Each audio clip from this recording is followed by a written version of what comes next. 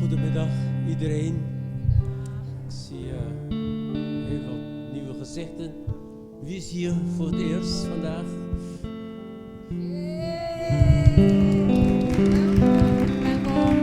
Welkom. Ja. Goed, voordat wij beginnen ook met het protocol even. Corona is nog niet voorbij. COVID-19 is nog heel erg. Het betekent dat we gewoon afstand moeten houden. Dat is ook het advies van de kerken. Afstand houden en als het kan geen handen schudden. Het is wel zo dat je mag zingen. Mondkapje mag eraf tijdens als u zit. Het is wel gevraagd om als u rondloopt dat u wel een mondkapje opdoet. Zingen is dus niet verboden, maar niet te luid, zeggen ze. Een corona-toegangsbewijs is hier niet van pas. Dat doen wij niet. En als u klachten hebt, dan weet u als vanzelfsprekend dat u dan thuis moet blijven. En omdat u niemand hier gaat besmetten. Verder hoesten, niezen in je elleboog, dat kennen jullie wel. En veel handen wassen. En het is wel de gevraagd dat de ushers jullie vermanen of waarschuwen als jullie iets niet goed doen. Een masker niet op hebben of zo. Ja, dat was het, ja. Ook straks als er gegeten wordt, let op de afstand van hoe ver jullie van elkaar zitten in die ruimte straks, na de dienst. Goed, wij gaan openen deze dienst in gebed. Vader in de hemel, dank u wel voor deze nieuwe dag. Voor deze dag dat we u samen met anderen hier u mogen aanbidden, Vader. En we zijn hier gekomen om naar uw woord te horen, naar uw woord te luisteren. Want het woord is het licht voor ons leven. Het woord zal ons brengen naar de goede pad. Dat het pad waar wij langs moeten gaan. Laat ons leven in staat zijn om te luisteren naar de Heilige Geest en naar u, Vader. Dat wat wij allemaal moeten doen om uw doel te kunnen bereiken. Om uw doel te kunnen volbrengen. Het doel wat u voor ons heeft, omdat wij op aarde zijn gekomen. Ja, Vader, laten wij zo zijn dat wij hier op aarde de hemel mag meemaken, Vader. We weten zeker dat wij, als wij 100% met u zullen lopen, dat u altijd met ons bent. Dat u ons altijd beschermt voor alle lasten, alle problemen, alle verdrukkingen die we moeten meemaken. Ja, Vader, we zijn hier ter ere van u. Om u te eren en uw koninkrijk op te bouwen. Ik wil u danken, Vader. Ik leg ook alles wat hier in deze gemeente gebeurt, tijdens deze dienst, dat alles in uw hand mag zijn. Dat het niks van ons mag zijn. Dat wij ook niks van ons mag doorgeven, maar dat alleen van u mag doorgegeven worden. Ik dank u wel, Vader. In de naam van Jezus hebben we gebeden en gedankt. Amen. Amen. Shalom, broeders en zusters. Halleluja. Zijn jullie klaar om onze God te vergroten? Amen. Amen. Zullen we gaan staan? Halleluja.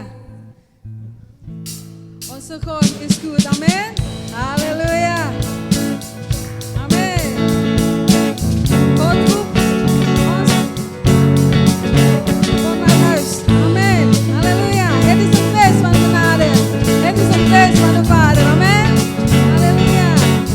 Onze liefhebber. Onze liefhebber. Voor de wereld dat hij zijn zoon gaf. En die in hem gelooft.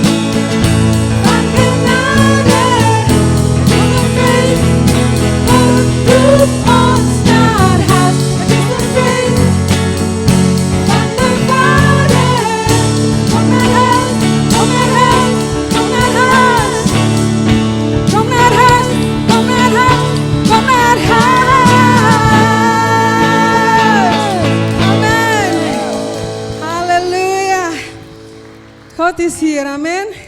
Zeg tegen uw buurman, God is hier, amen. Halleluja. Als God hier is, dan gaat onze leven veranderen, amen. Onze harten veranderen, onze karakter veranderen. Halleluja, amen. Halleluja.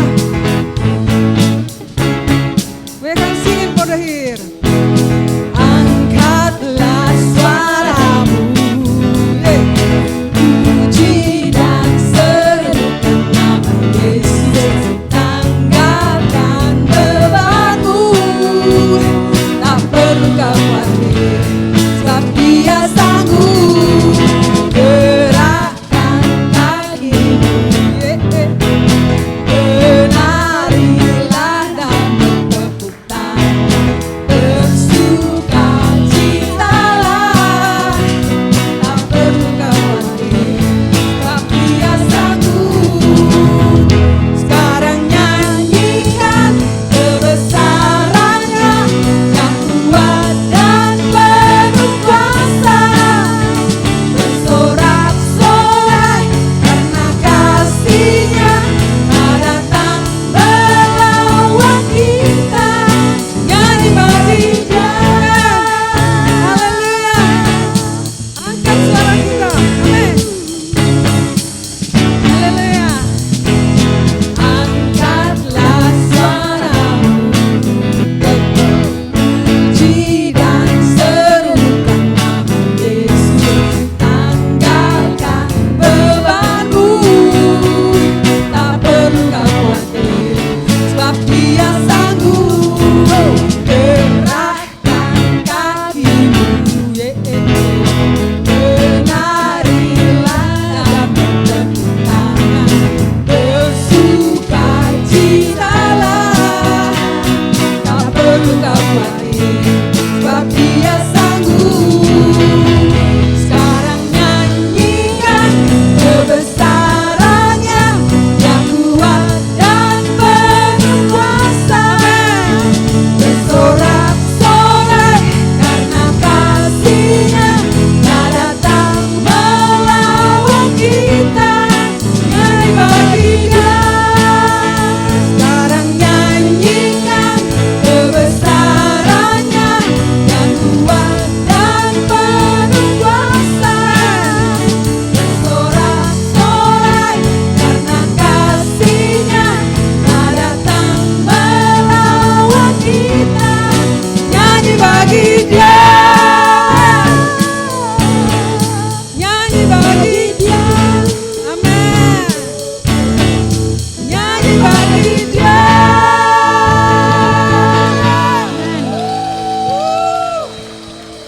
Halleluja. Halleluja. Dank u Heer voor uw genade. Dank u Heer voor uw liefde. Amen. Halleluja. Halleluja. Door uw bloed, Heer, zijn wij vrij. Amen. Halleluja. U bent mijn redder. U bent mijn beschermer. Halleluja.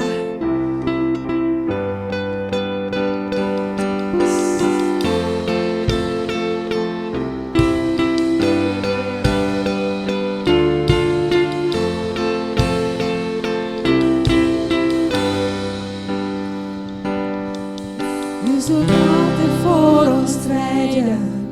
U hebt steeds uw trouw getoond. Deze waarheid is mijn blijdschap. Heer, u draagt zegenkroon. U bent helper en beschermer. U bent redder en mijn vriend. Uw genade is mijn adem en mijn lied. Waar uw grootheid wordt bezongen, wil ik knielen voor uw troon. Waar u bent verstilt en onrust, want u draagt de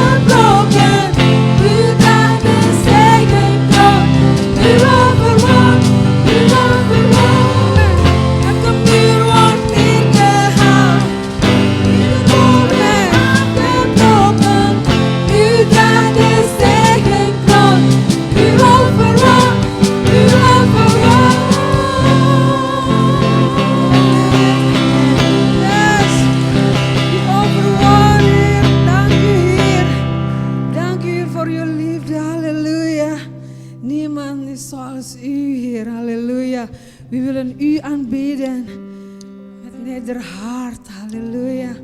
We willen u te prijzen en te aanbidden met heel ons hart, Heer. Halleluja. Halleluja.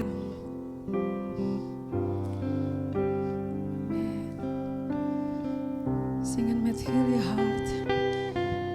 Zeg dat. Ik hou van u, Heer. Met heel mijn hart. Halleluja.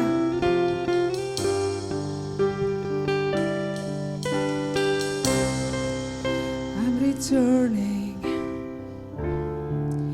to the secret place. Just an altar and a place. Love is found here in our sacred space. I hear your voice, I see your face. Sing it, you're still my first love. You're still my first love. You're still my only one. You're still my first love. You're still my only one.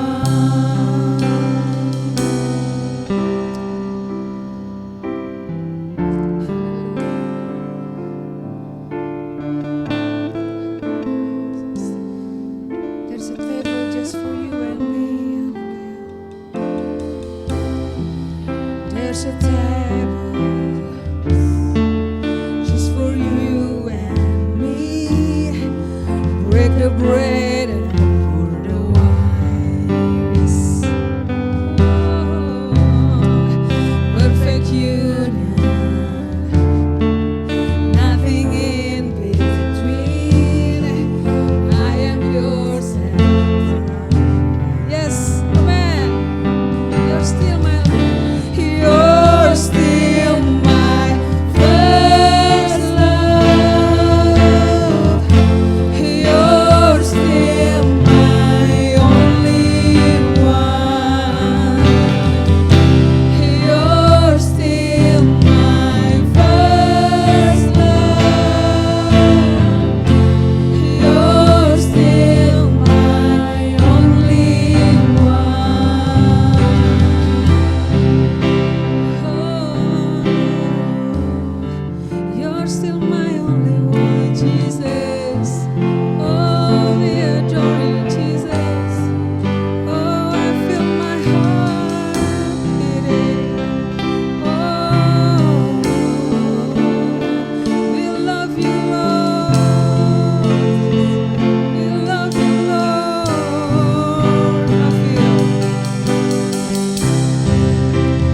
I feel my heart beating out of my chest. I wanna stay forever like this.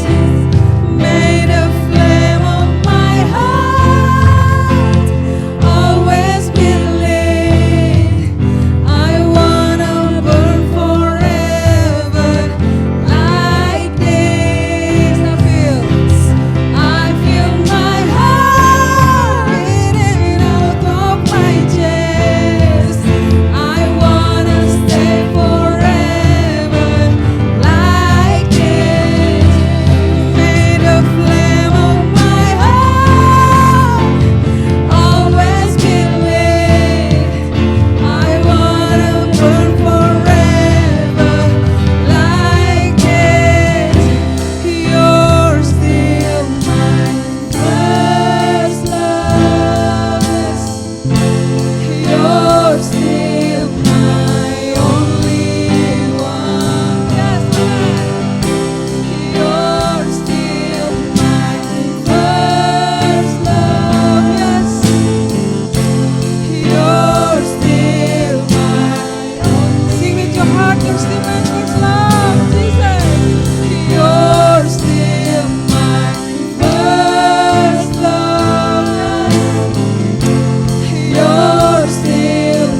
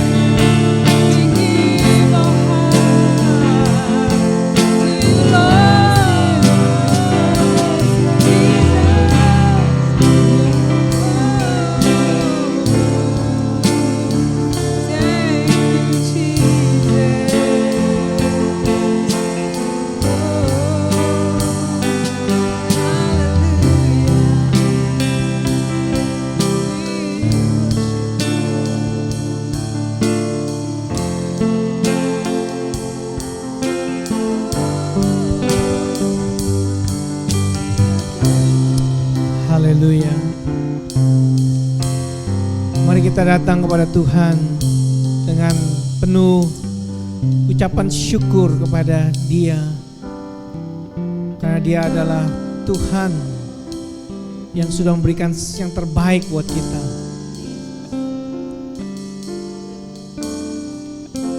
Kami mengucap syukur pada Engkau Tuhan.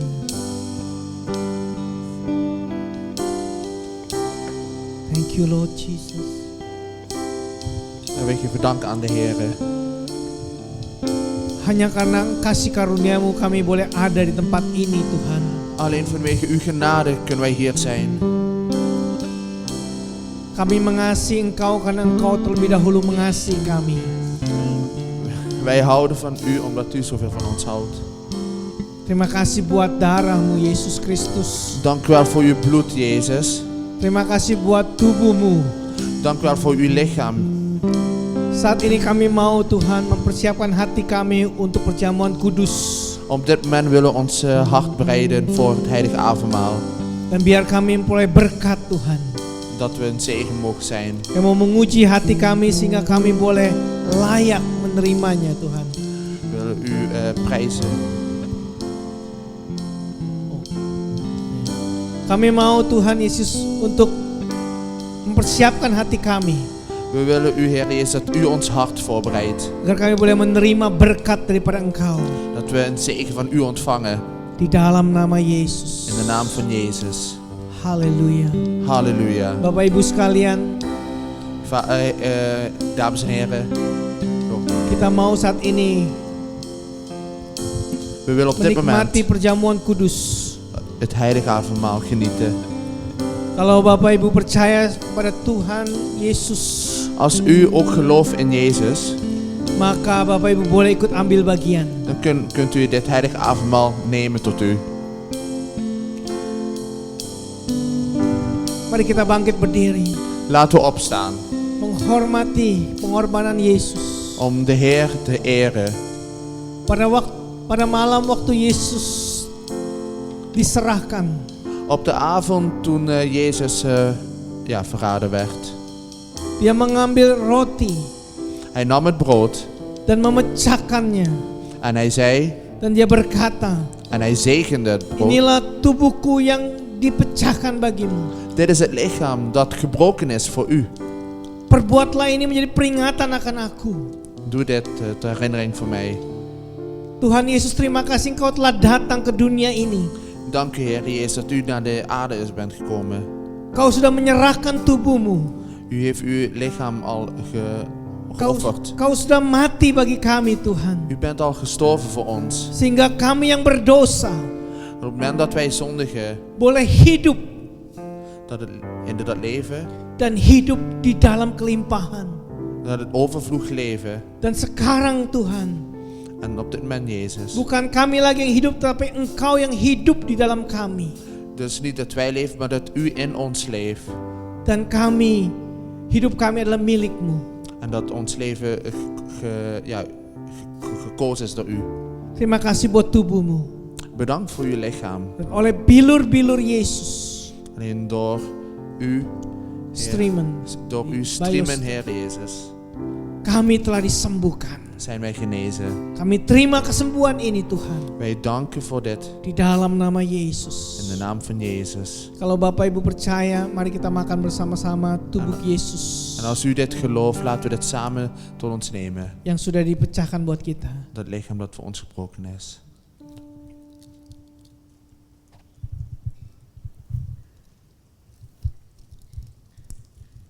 Demikian juga yang mengambil cawan dan berkata, En op die avond kap. nam hij ook de beker. Inilah cawan perjanjian baru yang dimeteraikan oleh darahku. En dit is de beker van het nieuwe verbond in het bloed. Perbuatlah ini menjadi peringatan akan aku. Doe dit ter herinnering van mij. Terima kasih Tuhan Yesus, Kau sudah menumpahkan darah-Mu Dank u, Heer Jezus, dat u uw bloed al gevloed hebt voor ons. untuk mengampuni dosa-dosa kami. Om onze zonde te doen vergeven. Sehingga kami boleh menerima keselamatan Zodat wij redding hebben, verlossing hebben. kasih karunia daripada Tuhan, Door uw liefde en genade. dan oleh darah Yesus Alleen door het bloed van Jezus kami sudah dibenarkan zijn wij gerechtvaardigd. dan kami boleh menjadi anak-anak-Mu, En daarom kunnen we uw kinderen worden. memanggil Engkau Abba, Waardoor Bapa. we zeggen Vader tot u. Tidak ada lagi penghukuman, Er is geen veroordeling meer. kami sudah merdeka. En we zijn bevrijd. Terima kasih Tuhan Yesus buat darah-Mu. Dank u Heer Jezus voor uw bloed. Kalau Bapak Ibu percaya, mari kita minum bersama-sama. En Heer, mensen, als u dit gelooft, neem dit. Darah Yesus yang tertumpah bagi kita. Het bloed van Jezus dat voor ons gestort is.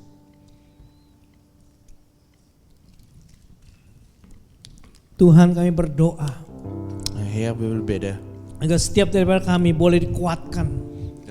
dat dit we gedaan hebben, dat ons versterkt mag worden. Iman kami boleh dibangkitkan.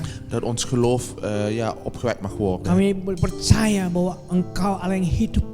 Wij geloven dat u de levende God bent. Engkau Allah yang menolong kami.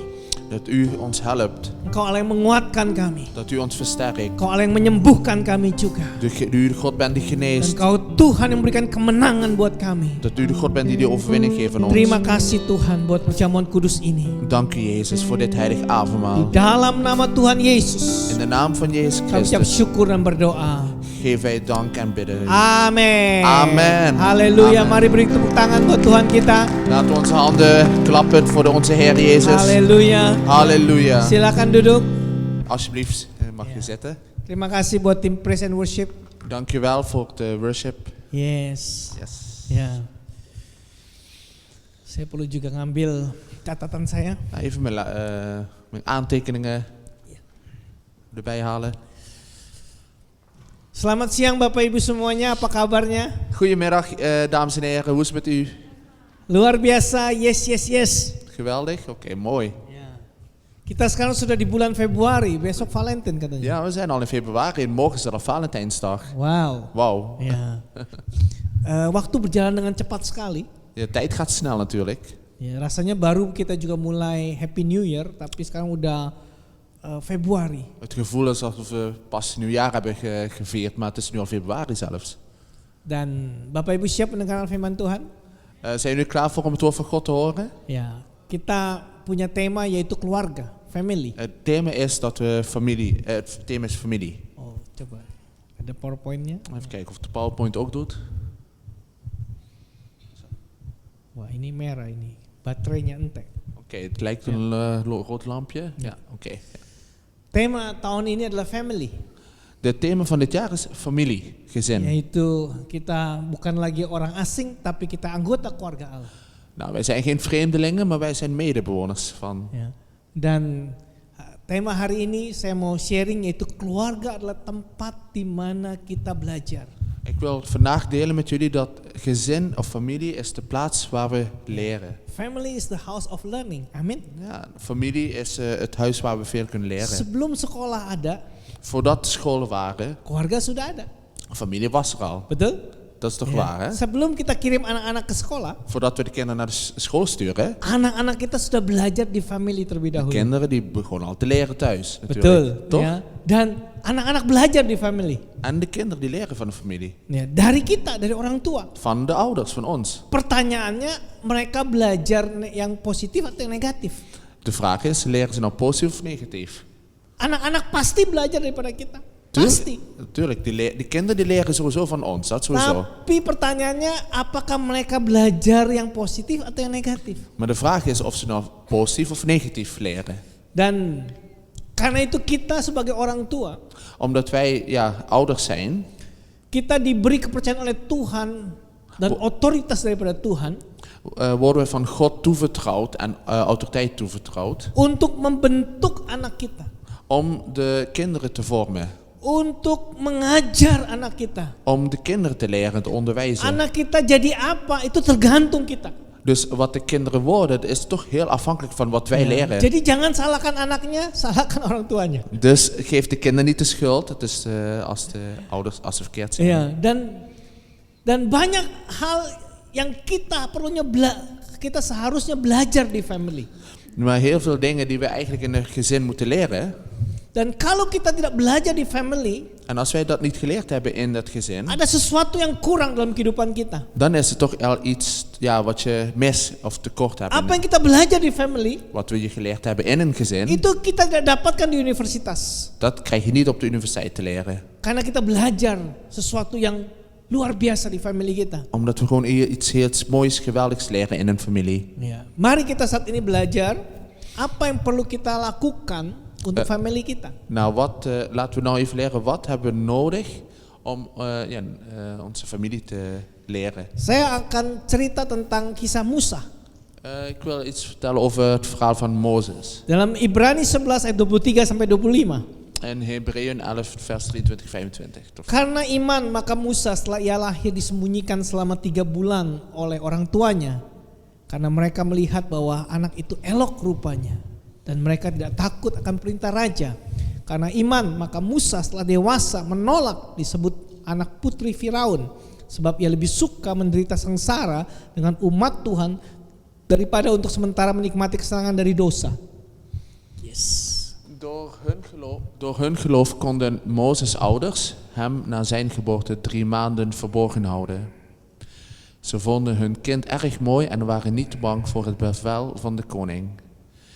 Door zijn geloof weigerde Mozes, toen hij volwassen werd, aangesproken te worden als zoon van een dochter van de farao. Liever werd hij even slecht behandeld als het volk van God dan dat hij vluchtig voordeel had bij de zonde. Dan kita lanjutkan ceritanya di Keluaran 2 ayat 9 sampai 10. Dan gaan we even door naar Exodus, hoofdstuk 2, vers 9 tot 10. Masih tentang Musa. Dat gaat nog steeds over Mozes. Ya. Maka berkatalah putri Firaun kepada ibu itu, ya, bawalah bayi ini dan susukanlah dia bagiku, maka aku akan memberi upah kepadamu. Kemudian perempuan itu mengambil bayi itu dan menyusuinya. Ketika anak itu telah besar, dibawanyalah kepada putri Firaun yang mengangkatnya menjadi anaknya dan menamainya Musa, sebab katanya, karena aku telah menariknya dari air. De dochter van de farao zei tegen de vrouw, neem dit kind mee en voed het voor me. Ik zal u ervoor betalen. De vrouw nam het kind mee en voedde het.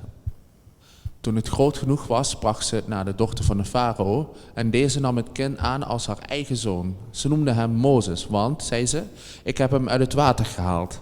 Mari kita berdoa terlebih dahulu. Ja, laten we even bidden hiervoor. Bapa dalam surga, Vader in de hemel, ik heb syukur Engkau sudah menciptakan keluarga. dank u wel dat u het gezin hebt gecreëerd. Dan di dalam keluarga kami belajar banyak hal. En in het gezin leren we heel veel over u. Dan biar keluarga itu menjadi tempat di mana anak-anak dibentuk. En dat in het gezin waar de kinderen gevormd worden. Sesuai dengan isi hatimu. Volgens wat in ons. Ze worden gegroeid en opgevoed door wat we in ons hart hebben. Kami berdoa ya Tuhan. We bidden Agar kami boleh mendengar firman-Mu hari ini. dat we uw woord mogen leren. Dan menginspirasi kami. Dat het ons mag inspireren. Dan mengubah hidup kami. Dat het ons leven mag veranderen. Untuk kami boleh menjadi orang tua yang lebih baik lagi. Zodat we nog betere ouders kunnen worden. Untuk kami boleh menjadi pengikut Kristus yang sungguh-sungguh. Dat we echt oprechte volgelingen van Christus mogen Di worden. dalam nama Tuhan Yesus. In de naam van Jezus Christus. Amin. Amen. Amin. Ya, ini cerita tentang Musa. Dit gaat over Mozes. Bapak Ibu tahu Musa? Kennen jullie Mozes? Ya. Bahkan Hollywood sendiri ada filmnya, The Prince of Egypt. Ja, en in de Hollywood wordt hij ook wel de prins van Egypte genoemd. Jadi bangsa Israel pada saat itu tinggal di Mesir. Dus het volk van Israël die bleven toen in Egypte. Karena Yusuf waktu itu. Want in die tijd was dat vanwege Jozef. Ya. Dan mereka semua pindah ke Mesir. En toen was het hele volk verhuisd naar Egypte. Tapi kemudian bangsa Israel makin berkembang banyak dan sebagainya. Maar toen het volk ging vermeerderen, het Israëlische volk. Dan kemudian Firaun atau raja berikutnya dia nggak kenal Yusuf. En de farao's die veranderden ook elke keer per tijd. En er was een farao die dan geen Jozef niet meer kende. Mulai takut kalau bangsa Israel makin besar, Nou, en makin banyak. En de farao was bang dat het volk van Israël gewoon heel groot werd. Akhirnya bangsa Israel tuh ditindas, Toen dioper oppressed. Ja, en toen werd, ja, op een gegeven moment was die farao zo, ja, Ya. de farao was zo bang dat het volk ja, zich vermeerderde en daarom ging hij het volk Menjadi onderdrukken. budak. Ja, Jadi budak, slave. dat hij een slaaf werd. Ya.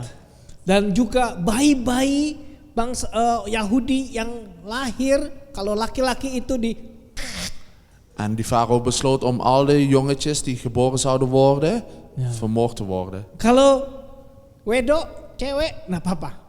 En als het een meisje zou zijn, dan hoeft dat Tapi niet. kalau cowok, Maar als het een jongetje zou zijn, game over. dan werd het vermoord. Jadi itulah keadaannya ketika Musa lahir. En dat is de situatie in die tijd. Dan ibunya Musa, Maar de moeder van Mozes, siapa yang tahu namanya ibu Musa? wie weet de naam van de moeder van Ibu Jezus? Musa. Yohebed. Jochebed. Ya. Bapaknya Musa siapa namanya? Wie is de vader van Mozes? Oke, ini bukan inilah ya. Amran. Ya. Nah, waktu ibunya melahirkan Musa, Toen de moeder van Mozes geboorte gaf aan het kind, wah, Mozes, mati. toen dacht ze, oh ja, een zoon. Mestinya dibunuh nih. Oh nee hè, die moet vermoord worden. Tapi karena dia ngelihat, waduh ini bayinya itu cantik, Mas- beautiful. Maar die zag, wauw, dit kind is zo mooi. Dan timbullah iman daripada ibu Musa ini, Yochebed. Toen kwam het geloof in haar, in de moeder. Dan dia menyimpan Musa itu selama 3 bulan. En ze bewaarde dit kindje Mozes 3 maanden. Dia nggak kasih tahu. Ze liet het niet weten. Tetapi bayi itu kan makin lama makin tumbuh. Maar een baby die groeit natuurlijk in die tijd. Hè? Nangisnya juga makin kenceng. En het huilen gaat natuurlijk ook meer en meer worden. Nee. Wah, Nee, nee. shh. Ja. Ya. Nou, Udah nggak bisa disimpan lagi. dat kind, ja, dat gaat natuurlijk meer huilen. Dat kun je niet meer bewaren. Bahaya nih, bahaya. Oh nee, dat gaat heel gevaarlijk Dan worden. kita tahu ceritanya, akhirnya mereka ambil satu basket. Nou, we kennen het verhaal. Op een gegeven moment nemen ze een mandje. Ya. Dan kemudian taruh bayi itu di basket tersebut dan dilepaskan di sungai Nil. Ja, en ze legde het kindje Mozes in die mand. En dan liet ze varen op de rivier Nijl. Dan Miriam, sisternya itu lari mengikuti Ja. basket itu En de zus van Mozes, Mirjam, die volgde waar dat dan mandje melihat heen apa ging. yang terjadi dengan adik saya ini. En ze keek wat met haar broertje zou gebeuren. Dan pas pada saat itu putri Firaun lagi mandi. En juist op dat moment was de dochter van de farao aan het wassen in de rivier. Hoef ik niet te vertalen, hè? Dia lihat bayi itu, En ze zag dat baby. wah langsung seneng. Wow, En ze was helemaal blij. Wauw. kan katanya kan Musa cantik. Want er wordt verteld Cakep. dat Mozes een heel mooi Kece. kindje was. Dus zij Begitu. was ook van, wauw, dat is een heel mooi kind. Kemudian Miriam memberanikan diri bicara sama putri Firaun. En vervolgens gaat Mirjam, de zus van Mozes, naar de dochter van Farao. Kamu perlu nggak inang pengasuh? Nah, apa tuh inang pengasuh? Eh, Do you need a nurse? Ja. en dus die zus vraagt aan de dochter van, heb je misschien een opvoeder nodig? Oh ja, boleh. Saya kenal satu nih, the Ja. best nurse. Oh ja, dat mag, zegt de dochter van de Farao. Ik ken wel iemand, Dia zegt de panggil zus. ibunya. En Mirjam gaat naar de moeder. Ya. Si Musanya, begitu dipegang sama ibunya, langsung diem. Ja, en Mozes die was aan het huilen. En meteen wordt het weer door de moeder opgetild en stopt het te huilen. Ya ibunya, ya pasti seneng gitu. En die moeder was natuurlijk super blij. Ya, terus putri Firaun bilang, wah ini cocok. En toen dacht de dochter van Farao, ja, dat is een goede Oké. combinatie. Dat klopt. Kamu tolong jagain dia, tolong besarkan dia, ya, susui dia, saya bayar. Toen zei de dochter van haar vrouw, weet je mevrouw, zorg jij voor dat kind, voed haar op, zorg voor de melk, ik betaal je. Wow. Wauw. Ibu mana yang nggak seneng? Welke moeder is Nyusuin dat anak niet- sendiri dibayar lagi. Welke moeder zou er niet blij zijn? Juist met de opvoeden wordt u nog ook betaald. Ibu-ibu di sini, Zijn er moeders hier? waktu kalian menyusui bayi kalian dibayar nggak? Zijn er moeders die Enggak toen ya? hun kinderen opvoeden ook betaald werden? Dibayar nggak sama suami? Werden ze ook betaald door hun, Enggak. door hun man? Minta dong. Vraag het. Dibayar nggak sama anak? Anaknya sekarang udah gede kan? Werden ook betaald Ja. door de kinderen? Anaknya udah gede, tagih dong rekeningnya. De kinderen zijn ook groot, hè? Vraag de rekening aan hun. Ya. Dan kemudian ketika anaknya sudah besar, Musa sudah besar, En vervolgens toen Mozes groot werd en dibawanya lah werd, het kembali ke putri Firaun. werd het gebracht naar de dochter van de farao. Dan putri Firaun mengangkatnya sebagai anak. En de dochter van de farao nam het aan voor Dan als haar dikasih kind. nama yaitu Musa, artinya aku sudah mengangkat dia dari air. En zij gaf de naam aan het kind Mozes, omdat het juist uit het water gehaald werd. Apa yang kita bisa belajar dari cerita Musa ini? En wat kunnen we hiervan leren? Ini adalah prinsip yang semua family, semua orang tua harus mengerti. Nou, hier kunnen we een principe leren die alle ouders, alle families moeten leren. Saya memang sudah menikah, Ik ben getrouwd, tapi saya belum punya anak. maar ik heb nog geen kinderen. Ya, tapi bukan berarti bahwa saya nggak bisa sharing tentang parenting. Niet dat ik daardoor niks kan leren over ouderen, opvoeden. Memang saya tidak punya anak, tapi saya punya firman Tuhan. Oké, ik heb geen kinderen, maar ik heb wel het woord van God. Saya sebagai pastor, saya sharing kebenaran firman Tuhan. En als een pastor kan ik juist over het woord van God leren. Sama seperti Paulus, dia tidak menikah. Zoals Paulus, hij is niet getrouwd. Tapi dia bisa khotbahkan bagaimana pernikahan itu. Suami, istri harus bagaimana sebagainya. Ya toh? Ja, ondanks Paulus niet getrouwd was, kan hij toch mannen en vrouwen en echtgenoten toch leren wat het moet zijn. En Karena hoe, dia dapat otoritas daripada Tuhan. omdat hij autoriteit van God heeft gekregen. Dan saya juga mau saat ini memakai otoritas Tuhan, mengajar tentang parenting sesuai dengan firman Tuhan. Oke? En nu op dit moment wil ik ook de autoriteit van God gebruiken en juist van het woord leren over opvoeden. Jangan kalian pikir Pastor Asin nggak punya anak, sok-sokan ngajar anak. Ja, niet dat jullie gaan denken, pastor Asin heeft geen kinderen, dan alsof hij het beter weet. Tapi saya punya anak-anak rohani, Maar ik heb tampung geestelijke juga di kinderen. rumah, ya. Ik heb Dan ook- banyak story-story yang terjadi. En ik heb ook geestelijke kinderen natuurlijk en die hebben ook allerlei verhalen. Nah, balik lagi cerita Musa. En nu terug naar het verhaal van Mozes. Ya, pertama-tama Musa itu dirawat, dibentuk di keluarganya sendiri. In het begin werd Mozes dus opgegroeid en opgevoed in zijn eigen gezin. Sehingga Musa bisa kuat. Tot Mozes juist heel sterk werd. Dan kemudian setelah itu famili harus melepaskan Musa. En vervolgens moest die familie Mozes loslaten. Dan inilah yang harus kita lakukan sebagai orang tua.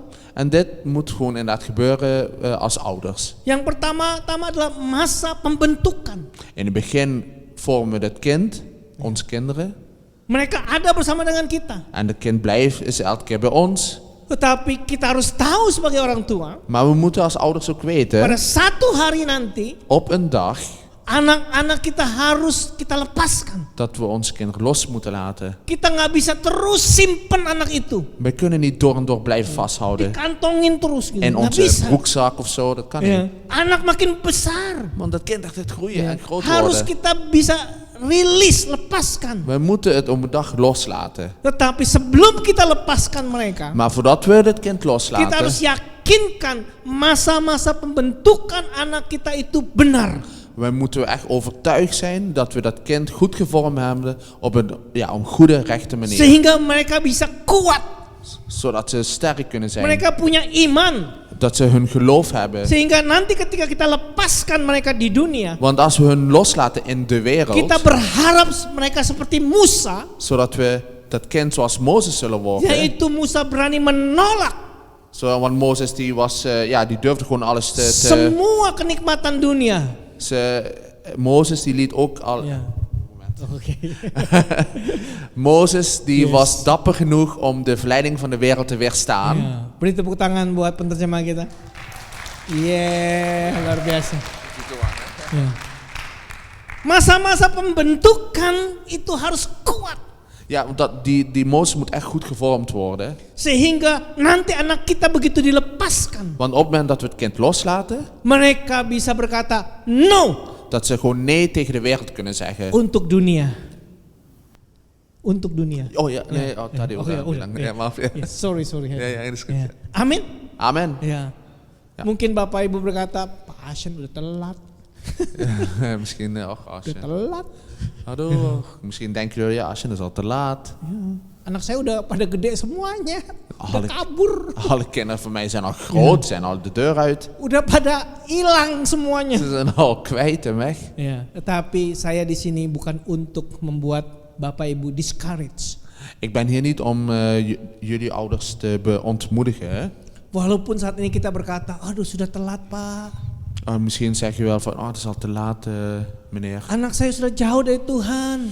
Mijn kinderen zijn al ver weg van de Heer. Ya, tetapi masih ada pengharapan dalam Tuhan. Maar er is altijd nog hoop in de Heer. Kita bisa terus doakan buat anak kita. We kunnen nog blijven bidden voor hun. Kayak kita bisa terus fight. Apa We itu? kunnen blijven vechten en strijden voor hun.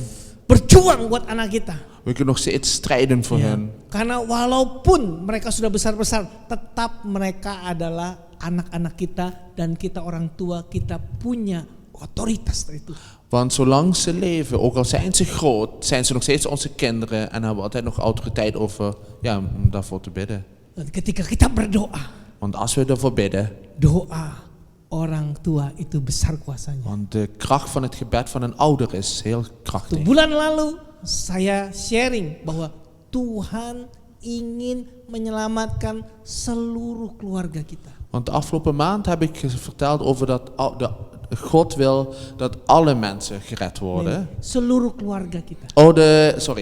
God wil dat de hele familie gered wordt. Ya, dari cerita Nuh, ya toh? Ja, vanuit Noach heb ik dat Seluruh verteld. keluarga diselamatkan. De hele familie van Noach werd Jadi gered. itu isi hati Tuhan. Dat is wat in het hart van God zit. Jadi kalau kita orang tua kita berdoa buat anak-anak kita yang hilang, Want als wij bidden voor onze kinderen die juist nou ver weg van God zijn, Tuhan berkata, yes, klop dengan isi hati saya. dan ziet God van ja, dat is ook wat ik wil. Saya juga mau anak-anakmu diselamatkan. Ik wil ook dat jullie kinderen ook gered worden. Dan saya percaya Tuhan bekerja. En ik geloof dat God aan het werk is. Amin. Amen. Haleluya. Halleluja. Ya, jadi kita perlu mendidik anak-anak kita, membentuk anak-anak kita. Dus het is heel hard nodig dat wij onze kinderen goed vormen, goed opvoeden. Menanamkan nilai-nilai yang benar, nilai-nilai kerajaan Allah. Menanamkan that we imprint the value of God's kingdom. Ja, dat de kinderen echt goed inprenten de waarde van Gods koninkrijk. Amin. Amen. Ya. Dalam Mazmur 127, In Psalm 127, wah kelihatan nggak ya? is dat wel een beetje te zien? Sesungguhnya anak-anak lelaki adalah milik pusaka daripada Tuhan, perempuan juga ya, oke, ya. Dan buah kandungan adalah upah. Ja. Ayat yang 3. Vers 3. Kinderen zijn een geschenk van de Heer. De vrucht van de schoot is een beloning van God. Wow. Jadi dikatakan bahwa anak-anak itu adalah berkat upah daripada Tuhan. Wauw, de kinderen zijn dus eigenlijk gewoon de zegen, de beloning van God. Apa yang Tuhan berikan kepada kita itu bukan sebagai beban. Wat God aan ons toevertrouwt is niet een last. Jadi anak-anak jangan sampai orang tua berkata, aduh beban nih gue punya anak, beban, berat. Dus niet dat de ouders gaan zeggen, aduh, sorry. Och, Aduh, nee. ya, aduh. Oh nee, dit kind is wel een last voor mij. Dat moeten we niet zeggen natuurlijk. Nah itu orang tuanya yang mesti bertobat. Die ouder moet juist bekeren. Ya, kan kalian yang bikin sendiri anaknya kan? Ja, want jullie hebben toch de kinderen gemaakt. Ya, dan itu berkat daripada Tuhan dan kita harus klaim, yes kalau Tuhan berikan anak itu bukan beban buat saya. Dan moeten we juist zeggen, als we kinderen krijgen, dat is een zegen van God en niet een last. Kemudian ayat yang keempat, seperti anak-anak panah di tangan pahlawan, demikianlah anak-anak pada masa muda. En vers 4. Als pijlen in de hand van een schutter, zo zijn de kinderen verwekt in je jeugd. Wow. Wow. Digambarkan anak-anak itu seperti anak panah. Worden die kinderen nou Arrow. vergeleken met als pijlen van een schutter. Dan kita tahu panah itu dari kayu. En we weten, die pijlen zijn van hout gemaakt. Dan itu tidak terjadi begitu saja. En dat ontstaat niet zomaar natuurlijk, die Kita pijl. pergi ke hutan, We gaan eerst tebang pohon, ada panah. Ja, we gaan ada natuurlijk panah, eerst naar een gitu. bos, Nah, een boom omhakken. Oh, dat is hier hout. bagaimana panah itu bisa ada? Hoe kan die pijl nou gemaakt worden? Kita tebang pohon, We gaan natuurlijk eerst het boom omhakken. tapi jangan di Holland nih, tebang pohon di sini ilegal ya. Doe dat niet in Nederland, hè, want dat is illegaal.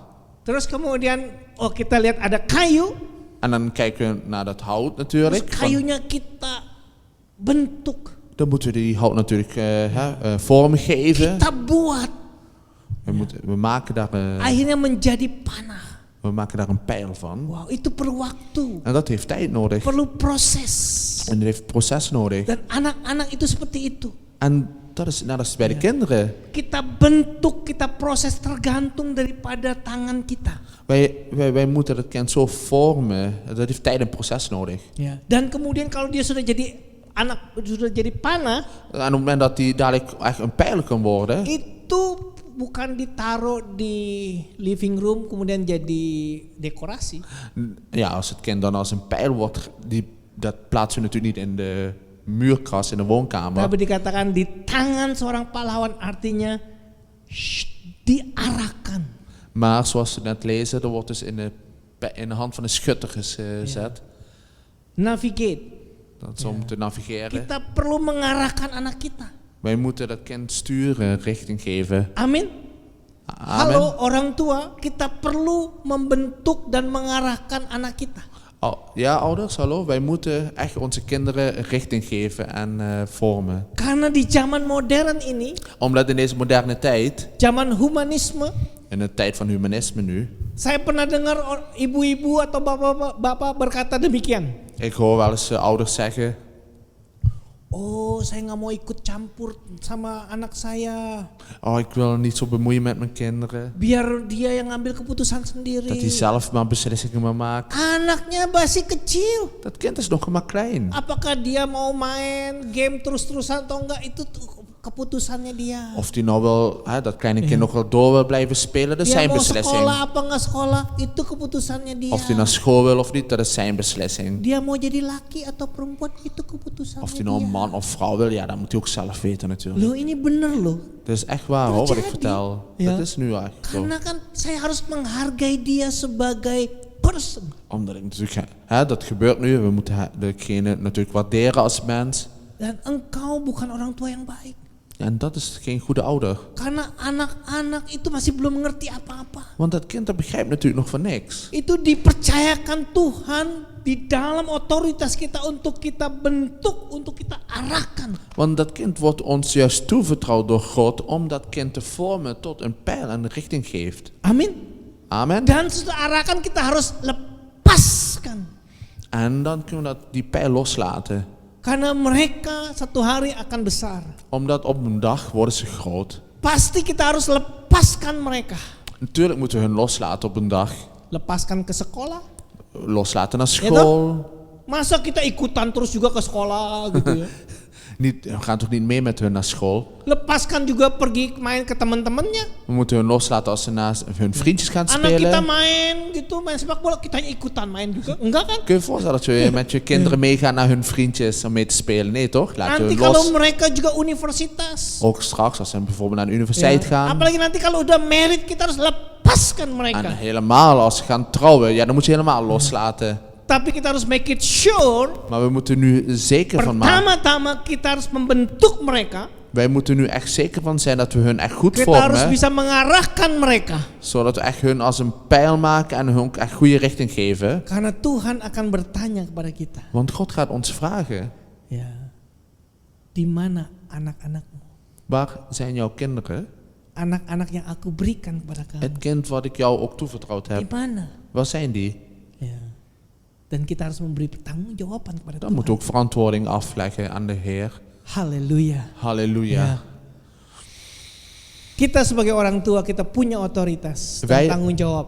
Wij als ouders hebben autoriteit en Dan verantwoordelijkheid. yang saya suka dari ayat ini adalah En ik vind ook mooi van deze vers di is tangan pahlawan. in de hand van een schutter. Wow, ternyata orang tua Wauw, blijkbaar de ouders. itu adalah pahlawan, Een ouder is blijkbaar een schutter. real hero. Een echte held.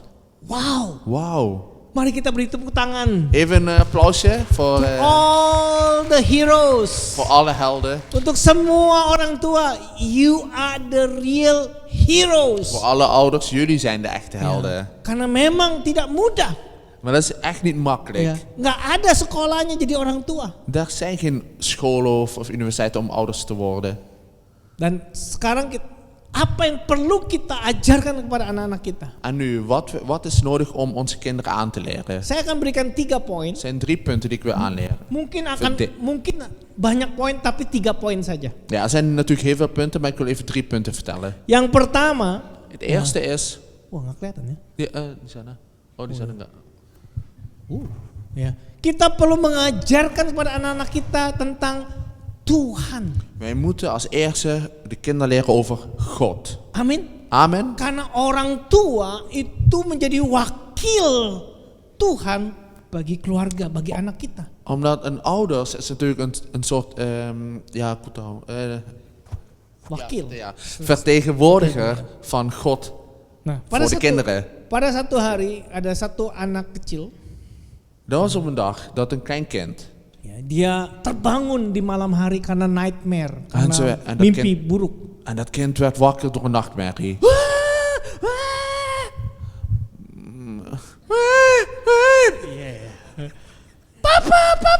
Papa. Ya. Ja. Papanya datang. Ada apa, Nak? En papa die ren. Ja, wat is er, kind? Saya takut, Oh, Papa. Saya mimpi buruk. Papa. Papa, ik ben zo bang. Ik heb zo slecht gedroomd. Karena papanya itu orang Kristen, dia Omdat papanya menghibur secara rohani. Omdat de vader een christen is die zegt, die troost dat kind natuurlijk. Iya, dengan secara rohani. Oh, Spiritually. ja, die gaat natuurlijk geestelijk troosten. Iya, spiritually. Ja, geestelijk troost geven.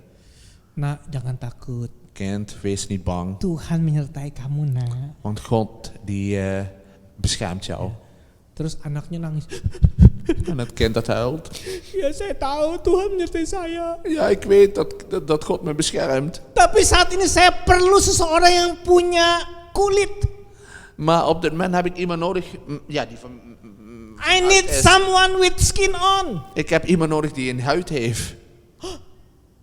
Ya, bapaknya langsung berkata, peluk saya, peluk Ja, saya. kom. Knuffel Ja. mij maar even. Saya someone with skin on. Ik ben ook iemand met huid natuurlijk. So, anak-anak Dus dat kind, itu nggak terlalu ngerti siapa itu Allah. die begrijpt natuurlijk niet wie God is. Ketika dia masih kecil. Vooral als hij nog klein is. Ya, Allah itu roh. Allah itu dahsyat. God is geest, God is geweldig. Allah itu penciptakan langit semuanya. God heeft de hemel en alles gemaakt. Denk dat kind, waar heb je het over? Dia nggak ngerti. Die begrijpt dat natuurlijk Ya. niet. Dia cuma perlu adalah seseorang dengan skin on, dengan kulit. Dat kind heeft nu alleen maar iemand nodig die ook van huid is en van mensen. Dan orang tua adalah God with skin on En, for our children.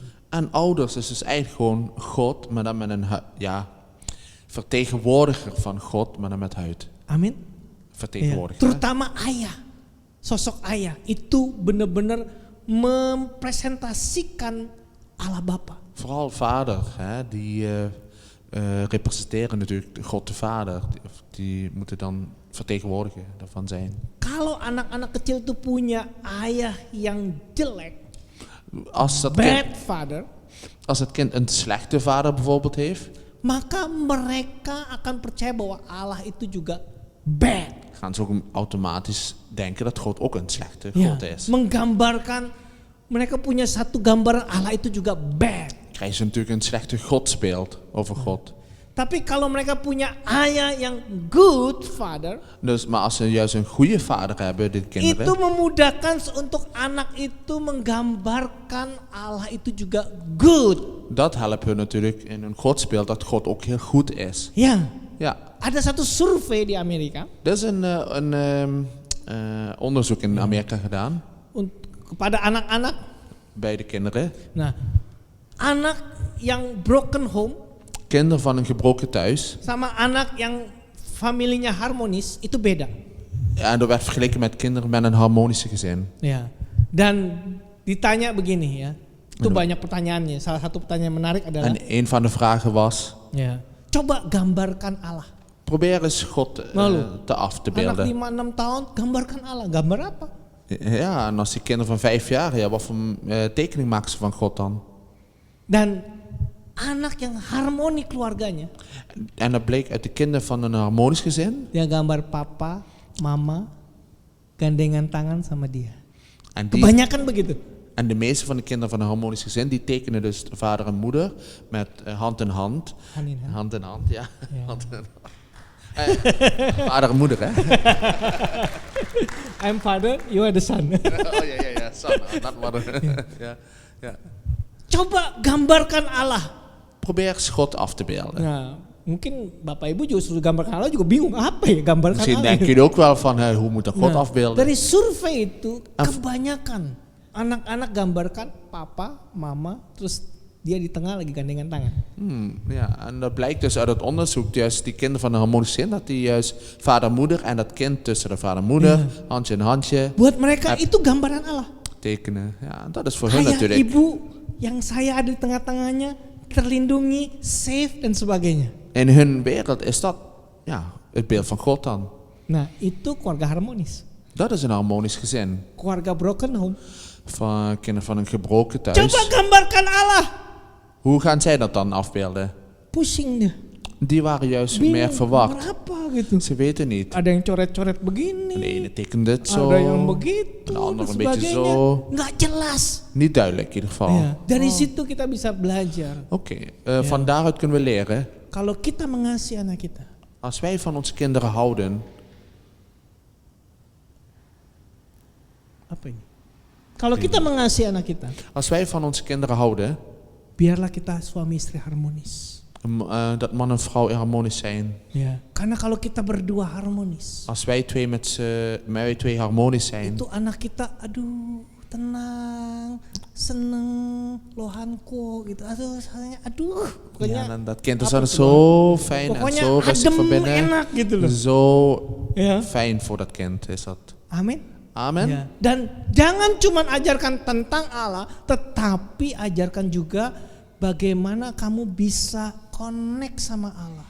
Nou, leer dat kind niet alleen over God, maar leer dat kind ook over hoe je met God kan verbinden. Ajarkan berdoa. Leer dat kind bidden. Ajarkan juga baca Alkitab. Leer dat kind ook Bijbel te lezen. Ini yang Tuhan juga minta di dalam Ulangan 6. En dat wordt ook, dat wordt ook geschreven in Deuteronomium. Ya. 6 ayat 9. Apa yang kuperintahkan kepadamu pada hari ini haruslah engkau perhatikan. Haruslah engkau mengajarkannya berulang-ulang kepada anak-anakmu dan membicarakannya apabila engkau duduk di rumahmu, apabila engkau sedang dalam perjalanan, apabila engkau berbaring dan apabila engkau bangun, haruslah juga engkau mengikatkannya sebagai tanda pada tanganmu dan haruslah itu menjadi lambang di dahimu. Ayat 9, dan haruslah engkau menuliskannya pada tiang pintu rumahmu dan pada pintu gerbangmu. Ja, er staat Deuteronomium hoofdstuk 6 van vers 6 tot 9. Houd de geboden die ik u vandaag opleg steeds in gedachten. Prent ze uw kinderen in en spreek er steeds over, thuis en onderweg, of als u naar bed gaat en als u opstaat. Draag ze als een teken om uw arm en als een band op uw voorhoofd. Schrijf ze op de deurposten van uw huis en op de poorten van de stad.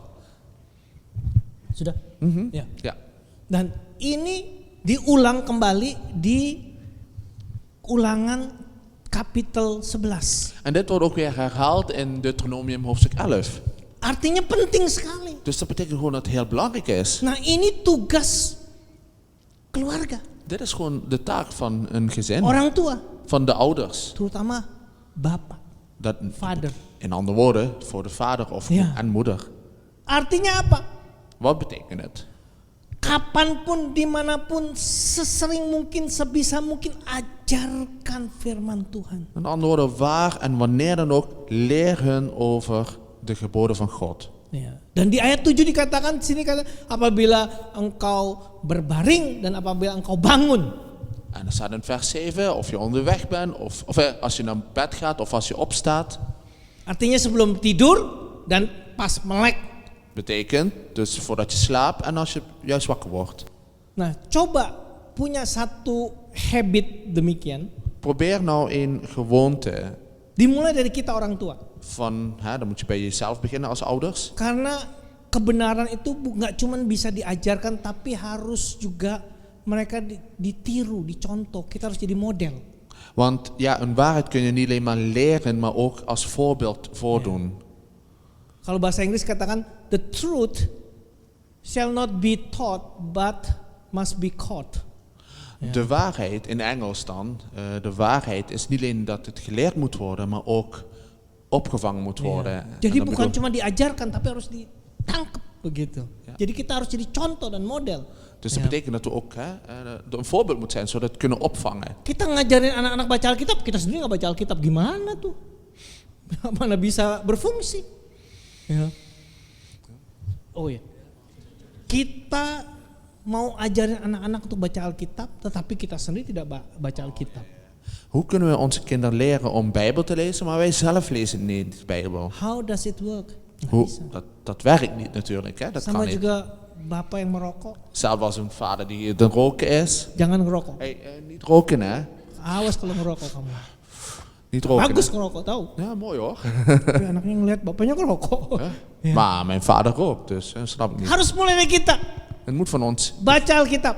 Lees de Bijbel. Nah, saya cuma mau garis bawahi ayat yang ke-7 itu, ketika engkau berbaring dan ketika engkau bangun. En dan wil ik even wijzen op dat punt bij vers 7. Als u naar bed gaat en als u opstaat.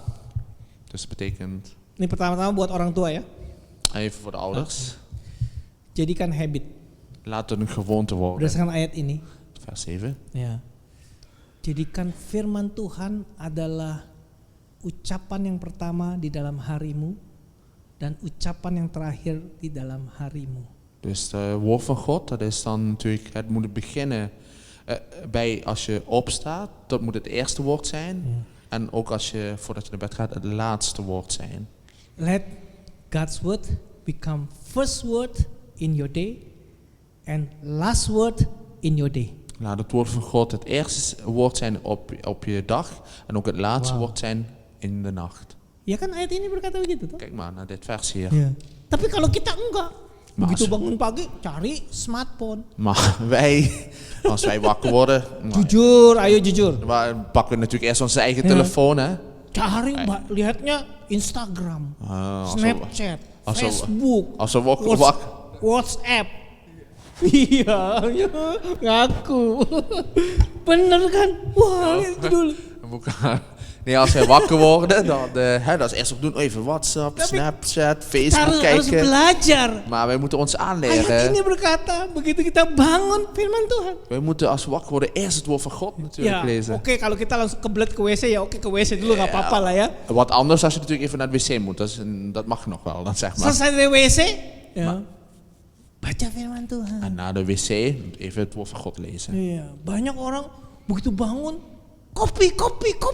De meeste mensen als ze wakker worden, even koffie halen. Coba praktekkan ayat ini. Probeer, breng dit in praktijk. Sebelum tidur, Voordat je slaapt, biasanya sebelum tidur scroll dulu.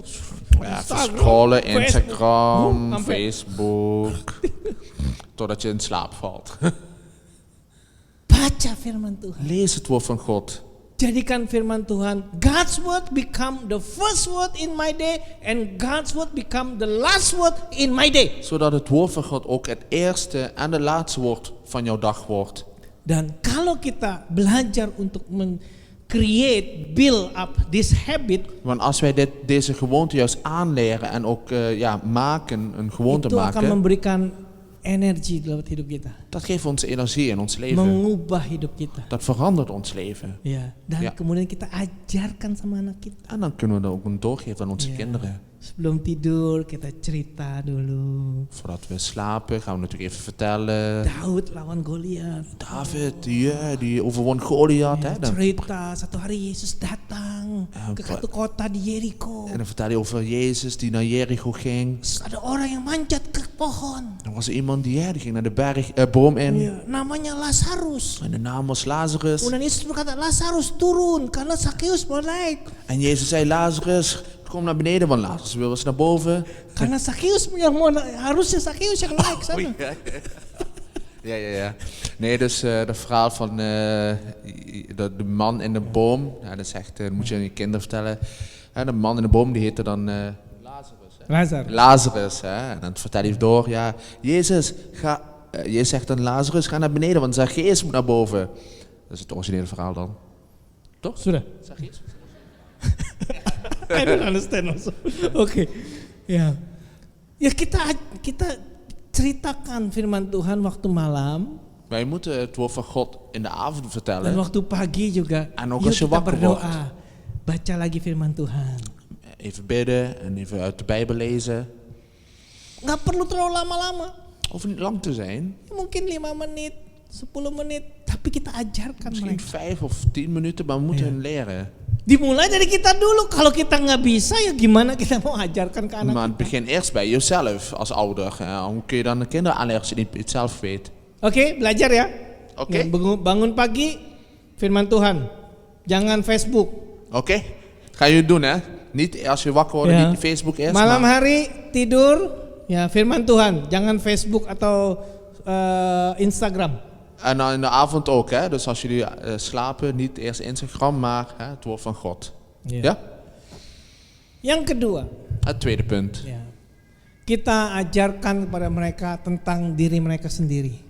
Leren we het kind over hunzelf. Nah, ini kelihatan ya. Ya, tentang diri mereka sendiri. Siapa mereka? Dan moeten we een kind aanleren wie je bent. Kita ajarkan bahwa kamu itu adalah pemberian daripada Tuhan. Dan leren we dat kind, je bent een schepsel van Kamu God. itu anak papa mama. Je bent de kind van papa en mama. Saya bangga punya kamu. En ik ben trots dat ik jou heb. Jangan dibikin joke itu loh.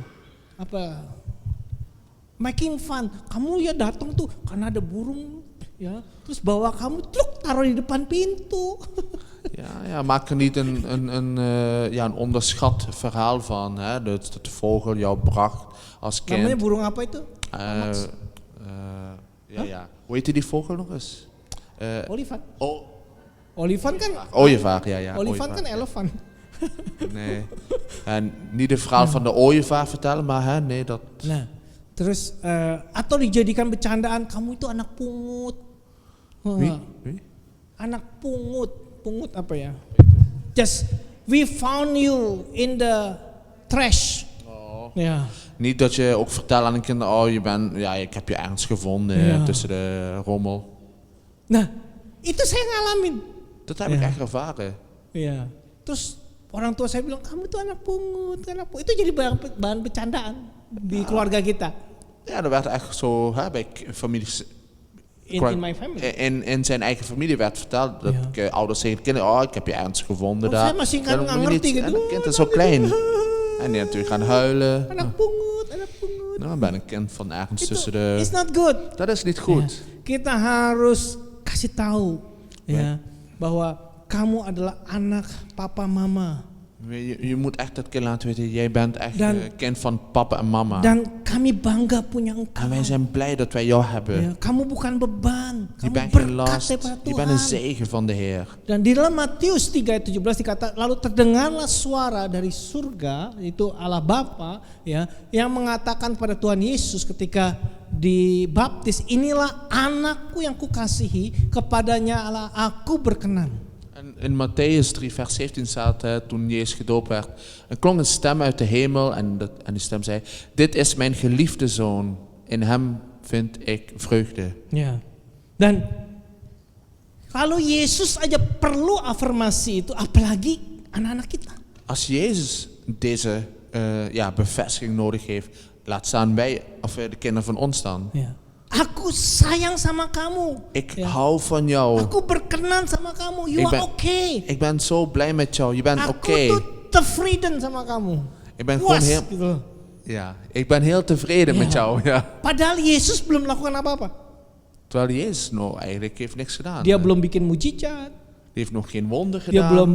belum berkhotbah. Nog geen preek heeft Dia hij belum gehouden. menyembuhkan orang sakit. Nog geen genezing gedaan. Masih belum apa-apa. Nog niks. Tapi Allah Bapa berkata, Maar God de Vader zei, Keren.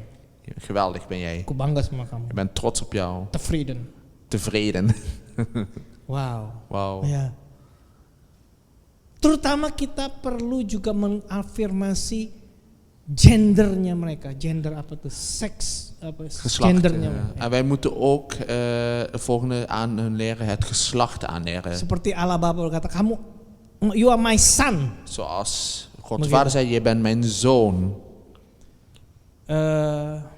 Ada satu kesaksian di Indonesia. Dat is een getuigenis in Indonesië. Saya juga salah satu pembicara di men's camp gathering. En ik was in een, zeg maar, een, Men's camp gathering. een spreking, een mannenspreking. Ja, man ministry ya, man ministry. Ja, een Ja, bediening mannen. onder de mannen, zeg maar. Dan saya juga pembicara juga di situ. Ya. En ik was daar een spreker. Dan kita melayani pria-pria. En we waren daar voor de jongens en de mannen. Dan luar biasa, banyak kesaksian-kesaksian yang luar biasa. En allerlei getuigenissen waren daar. Saya ingat satu kesaksian. En er was één getuigenis, wat ik Ada herinner. satu pria. Ya. Er was één getuigenis. Yes. Karena itu men's camp harusnya semuanya pria ya. Ja, natuurlijk waren we allemaal mannen. En er was één man. Nah, dia itu agak feminim. Hij was een beetje vrouwelijk. Ya, bencong gitu ya. Agak En in Indonesisch, sisi, ya, ja, een feminim. beetje vrouwelijk. Ya. Dan dia diundang ke men's camp. En die werd uitgenodigd naar deze mannenbediening. Tapi dia merasa, saya bukan pria. Maar hij voel me Ini niet bukan man. saya. Dat ben ik toch niet. Jadi dia selalu bilang, ini enggak lah, oh, enggak. En dan dacht ik van nee, dat is niet voor mij. Diundang terus, ayo kamu Kom, ikut. maar die werd toch uitgenodigd. Ke men's camp gathering. Maar hij werd uitgenodigd, maar hij dacht nee, ik voel er niet zo voor. Akhirnya teman-temannya itu ya punya En- strategi. Toen uiteindelijk had zijn vrienden een strategie. Bayarin dia. Gewoon omkopen. Udah full paid. Dia Gewoon. bilang, kita sudah bayarin kamu. We hebben gewoon jouw dingen al betaald. Jadi kamu tinggal ikut Je doang. hoeft alleen maar te volgen, je hoeft niks te betalen. Karena dia nggak enak hati. Omdat hij daar niet zo goed van Ja. voelde, die jongen. Ya not lever delicious gitu ya. Nggak enak hati gitu ya. Ja, dus hij voelde dat Benar-benar niet goed. akhirnya dia ikut juga. Dus is hij toch uiteindelijk meegegaan. Iya. Ya dia pikir, aduh teman-teman saya udah bayarin, ya udahlah. Ja, hij dacht ook Ja. van ja, mijn vrienden hebben het al betaald. Nggak enak hati. Dan moet ik toch Gitu. maar gaan. Dia ikut juga. En hij Ya ging paling ook. saya duduk di belakangnya lah. Ja, toen ging hij er Ja, doe achteraan belakang. zitten. En hij keek. Biasanya problem people sit at the back. Normally, but not you, okay? Not you, okay? Sit at the back, normally. Normaal zitten mensen er achterin. Ya, tapi bukan kalian ya, oke? Nee, Kalian niet oke jullie semua. hè. Ik heb het niet over Tapi jullie. dia duduk paling belakang. Hij begon te kijken. Kita khotbah kan. Wah, En, preach about manhood. Maximize manhood. en er werd gepredikt over mannelijkheid. Of man Dia zijn. selalu pikir, it's not for me. En hij dacht, I'm not a man. het It's is not for toch niet voor mij. Ik ben It's toch not geen- for me. Het is niet voor mij, ik ben geen man. Sampai satu session, En op het moment, ya, dia tiba-tiba teriak. hij schreeuwde op een moment. Ja. Hij Maju ke depan, ging naar voren, nangis, Huilde. like a baby. als een baby. Kita kaget kan, kita doakan dia. Wij schrokken en we gingen voor hem bidden. Terus dia kemudian bebas. En op dat moment was hij vrij. Kemudian dia bersaksi. En toen heeft hij verteld. Dia bilang begini. Ya, Hij vertelde, waktu saya masih umur 6 tahun. toen ik 5, 6 jaar 6 oud tahun. was, Ya, saya rada begitu ya. toen deed ik dit toen, Een hè, beetje feminim. zo'n beetje Ja. vrouwelijk. Di sekolahan Op school saya dibully, werd ik gepest. olok-olok. Banci kamu, banci. Ah, homo, je bent homo, werd hij op school gepest. Ya, banci bukan homo ya. Bandje. It's not homo. Banci is ya oke lah. Ya, En was transgender, something like that ya. Ya. Oh, oké. You are sissy and you are Oh. woman, like a woman, transgender. Ja, ja, ja. Dia nangis. Hij werd gepest. Oh, je bent mijn mietje, je momo. Dia lari pulang. Door die pest ging hij huilen, Dia rende hij lari weg, pulang. ging naar huis. Ada bapaknya. En dan was de vader daar thuis. Bapaknya lagi baca koran. En de vader die ging krant Dia lezen. nangis. En hij aan huilen. Dia bilang, papa, papa, Papa, apa saya ini banci, papa? ben ik homo? Zegt hij tegen papa. Terus bapaknya En de vader, itu malah bikin bercanda sama dia. die maakt een grapje met hem. Dia bilang begini, baru kamu tahu ya, Weet je dat nu pas? Ha, ha, ha, ha. memang kamu banci. Je bent toch homo? Wow, itu langsung buat dia down. En op dat moment was hij helemaal Ya. down. Itu langsung membuat dia jadi confirm, memang aku banci. En dat moment was voor hem dan een bevestiging dat hij, ja, inderdaad, Ja. ik ben homo. Dan sejak itu En dia vanaf dat tidak moment bisa melihat dirinya pria. kan hij niet naar zichzelf goed kijken. Ya. Seharusnya Eigenlijk, ayah itu harus berdiri. die vader moet gewoon sterk staan. Karena ayah itu punya otoritas dan urapan. Omdat de vader ja, de autoriteit daarvoor heeft en ook gezalfd ervoor is, zeg maar. Untuk berkata, tidak, Om te zeggen, nee, kamu bukan banci. jij bent geen homo. Kamu adalah anak laki-laki. Jij bent een zoon, Ya, een man. itu perlu. Dat is nodig. Ayah dan ibu perlu ucapkan itu. Vader en moeder Afirmasikan itu buat anak kita. Vader en moeder, ze moeten dat zeggen. Dat is Ja. nodig voor hun. Als Harusnya ayah bevestiging. itu berdiri dan berkata tidak. Eigenlijk moet die vader zeggen nee. Tapi ayahnya malah Maar deze memang vader kamu die lachte banci, juist erom. baru Ja, je tahu bent toch ya. gewoon, ja. Nah, ketika dia ke depan dan bersaksi, Ging naar voren en getuigde. selama hidup saya Heel mijn leven lang, saya zei hij. tidak pernah merasa saya ini pria. Voelde ik niet. Karena perkataan ayah saya itu. Vanwege toen ik klein was. Jadi ketika saya diundang untuk ikut men's camp gathering, saya berkata ini bukan buat saya. Want toen ik uitgenodigd werd voor deze mannenbediening, Ja. voelde ik, ja, dat is niks voor mij, ik ben geen man. Want Tapi hij dacht nog akhirnya aan zijn saya ikut verleden. juga. Ya, saya nggak usah ceritain lagi kenapa dia ikut ya. Saya duduk di belakang, cuma untuk menyenangkan teman-teman saya. Maar ik ging naar achter zitten om gewoon mijn vrienden blij te maken, omdat ze voor mij betaald hebben. Dan ketika dikhotbahkan, En op het moment toen er boodschap was, baru pertama kali dalam hidup saya, voor de eerste keer in mijn leven, saya mendengar hoorde ik, Tuhan bicara. God zei, Kamu adalah anak, you are my beloved son. jij bent mijn geliefde zoon. Pada waktu saya duduk di belakang situ, Pak, Toen ik daar achterin zat, saya ngelihat saya lagi nangis. en ik ging huilen, Saya lari. en ik rende. Papa saya ketawakan. Hehehe. En mijn vader die lachte me juist Saya uit. nangis. Ik huilde. Tapi di situ saya ngelihat Maar ik zag, Bapak memeluk saya, Bapak di surga maar memeluk mijn saya. vader die hield mij vast. Dan Bapak di surga berkata, En de hemelse vader zei, you are my beloved son. jij bent mijn geliefde zoon. You are my beloved son. Jij bent mijn geliefde zoon. Dan baru pertama kali, Pak. Voor de eerste keer. Baru pertama kali dalam Voor de hidup eerste saya. keer in mijn leven Saya dengar saya ini pria.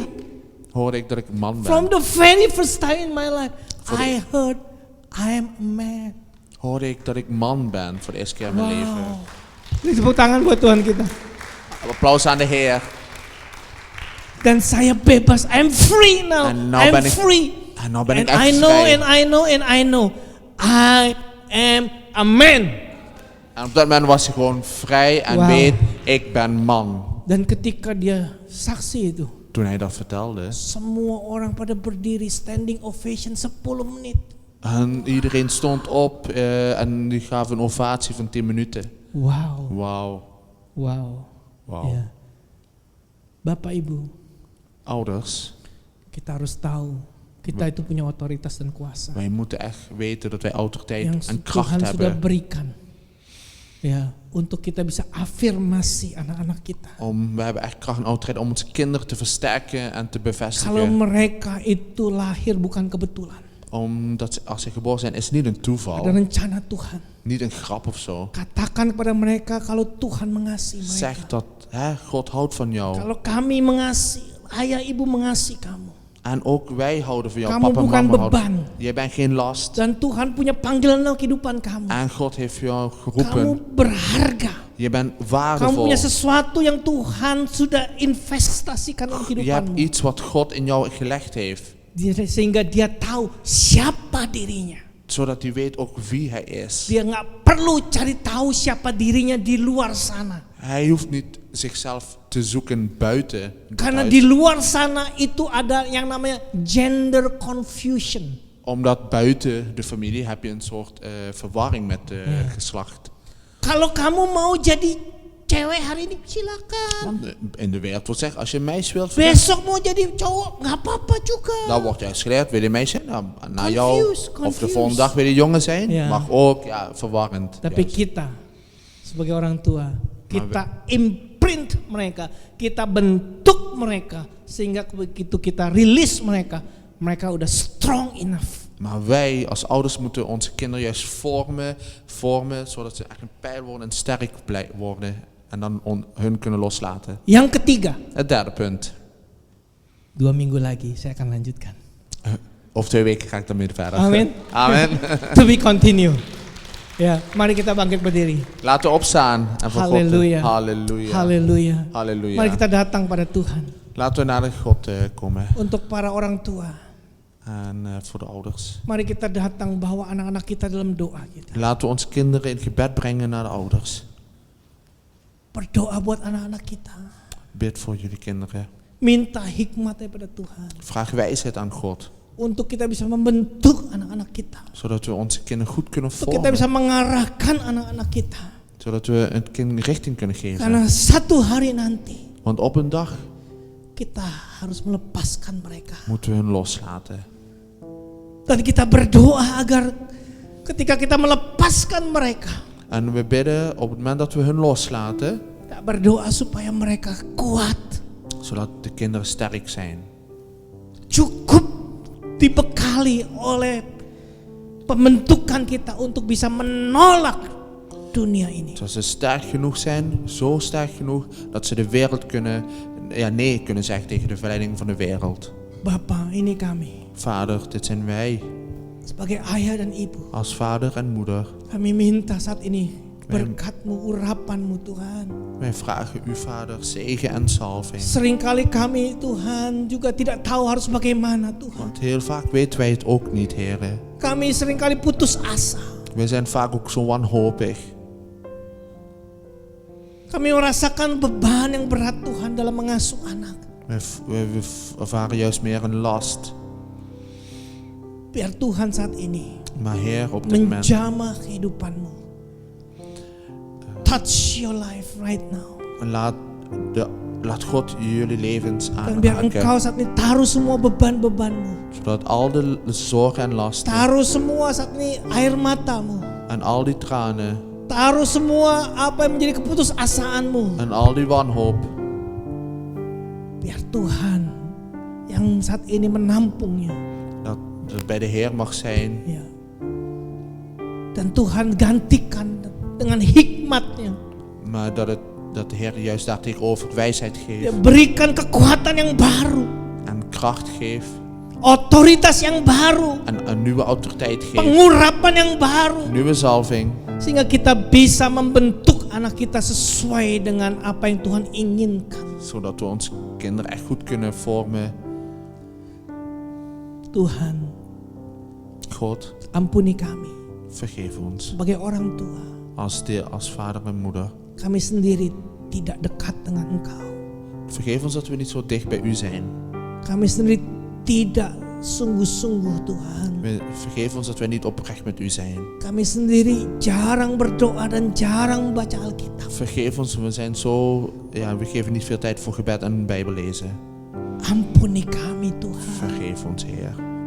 Bagaimana kami bisa memberikan sesuatu apa yang kami tidak punya? Hoe kunnen we nou gewoon How I can give something that we don't have it. hoe kan ik nou iets geven wat ik zelf niet eens heb? Ampuni kami Tuhan. Vergeef ons, Heer. Tapi pada hari ini Tuhan, Ja, today, vandaag we will come to you right now. kom ik naar u, Heere God. That you really change our life.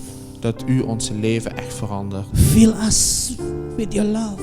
Vul ons met uw liefde. Encounter us, Lord Jesus. Kom ons naar ons toe, Heer. So we as a parent, we may know you personally. Zodat wij u als ouder u erkennen. So we can give what we experience. Zo kunnen we geven wat wij ervaring hebben. Father, I pray right now, may your hand come upon all the parents. En Vader, ik bid u, mag uw hand op al deze ouders zijn. Carry them in your presence right now, Lord Jesus. Draag hun in uw tegenwoordigheid. Hallelujah. Halleluja.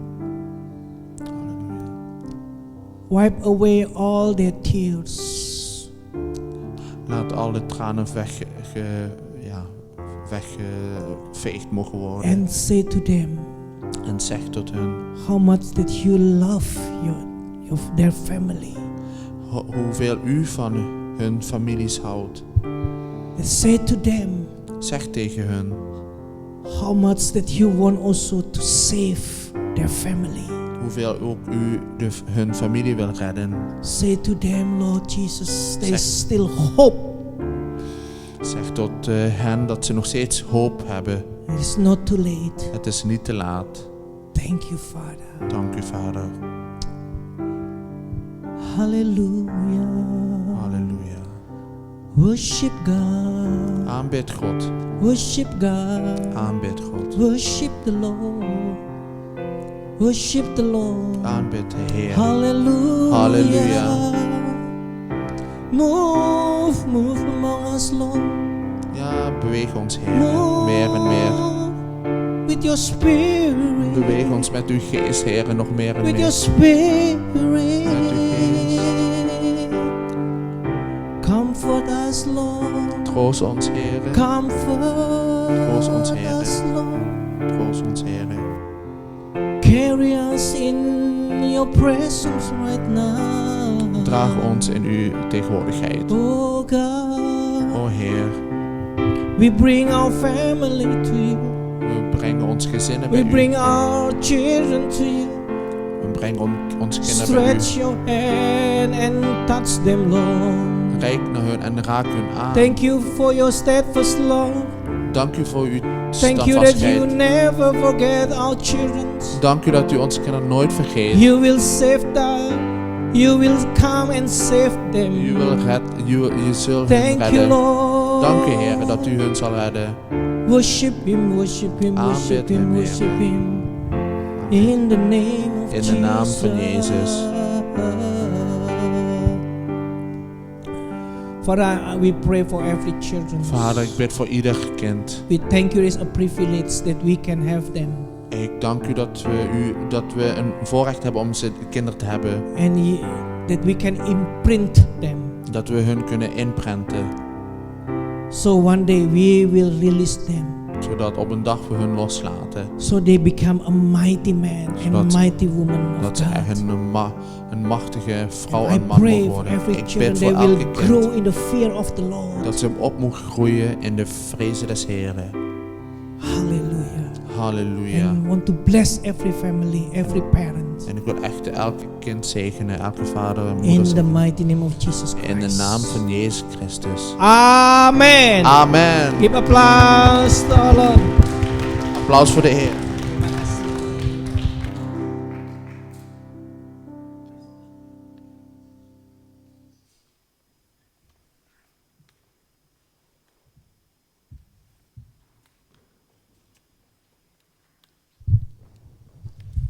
Ik dank u wel, Pastor Asjen, voor het woord. En Siegfried natuurlijk voor de vertaling. Dank je.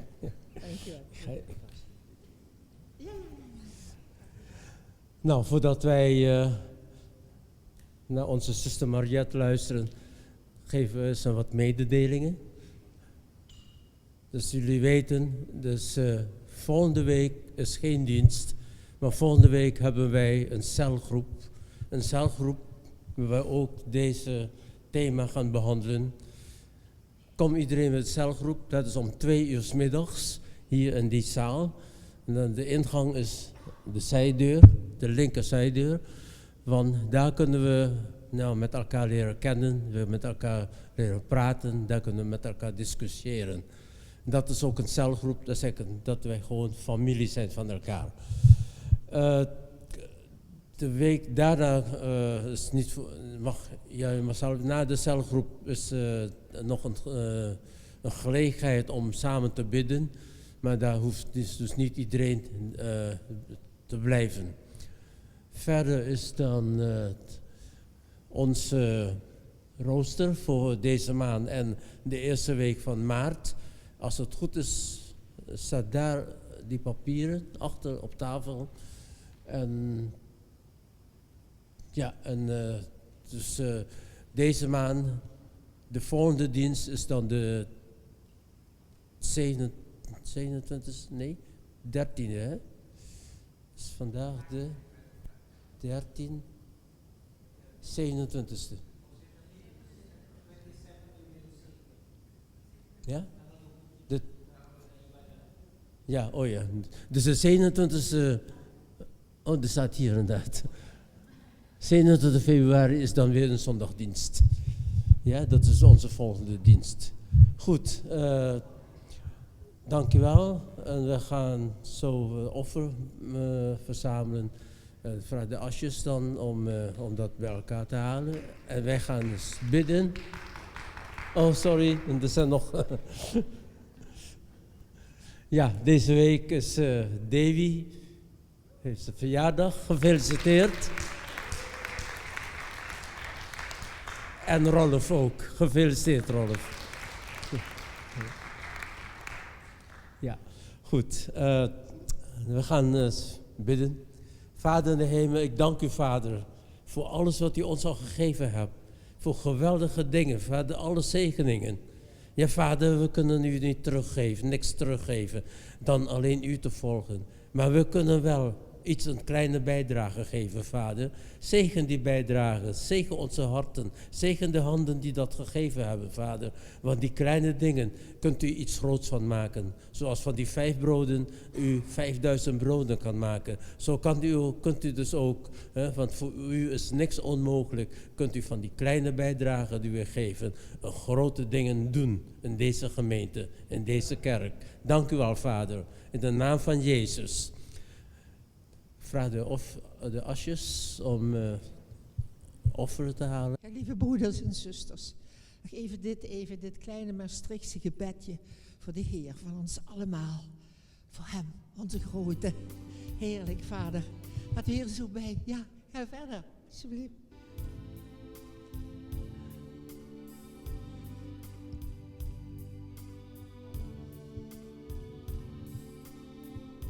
Hier, ich komm dadurch, pack mein Hart, verander mich, als ich ontmoet, vind ich Rust bij u.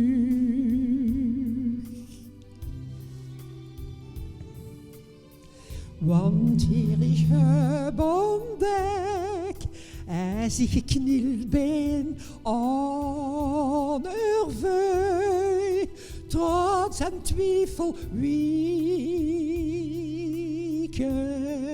door de kracht van uw liefde. Houd mich vast, laat de liefde stromen.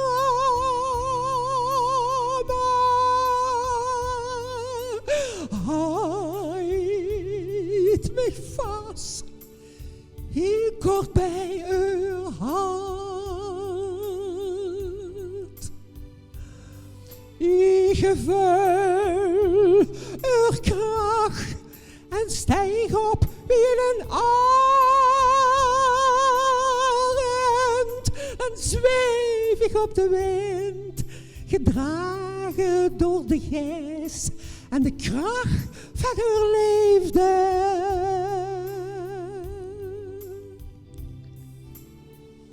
Hier, kom korterbij, dan kan ik zien wie schoon hier zit en uw liefde vullen diep in mij.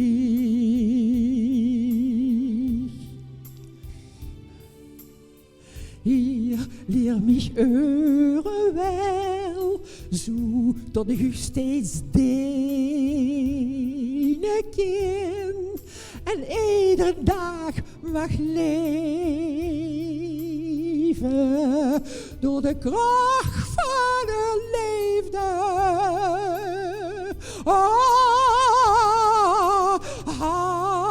Houd mich vast, laat de liefde stromen.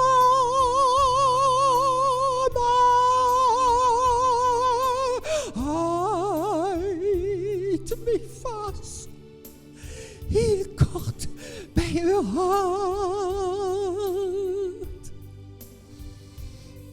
Ik voel uw kracht en stijg op in een arend. Dan zweef ik op de wind, gedragen door de geest en de kracht van uw liefde.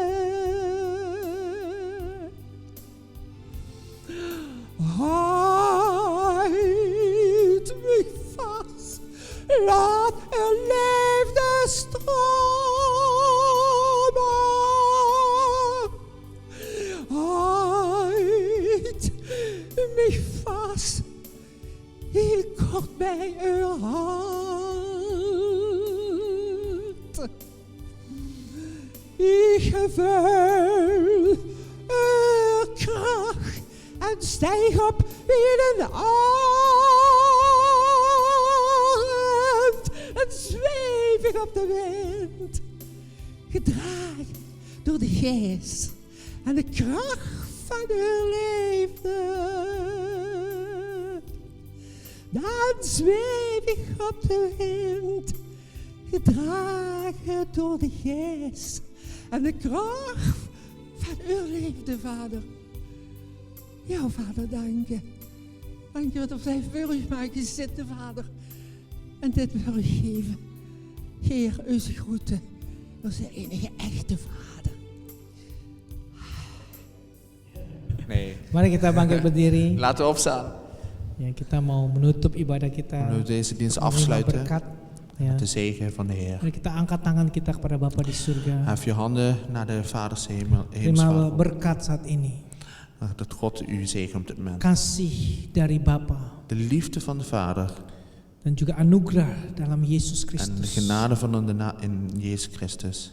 Persekutuan dalam Roh Kudus En de gemeenschap van de Heilige Geest. menyertai kita mulai saat ini Dat het ons mag leiden op dit moment. sampai Tuhan Yesus datang kedua kalinya. Totdat Jezus terugkomt voor de tweede keer. Terimalah berkat ini. Zegen. Ya. Receive this blessing Ontvang deze zegen. in the name of Jesus In Christ. de naam van Jezus Christus. Amen. Amen. Amen. Tuhan berkati.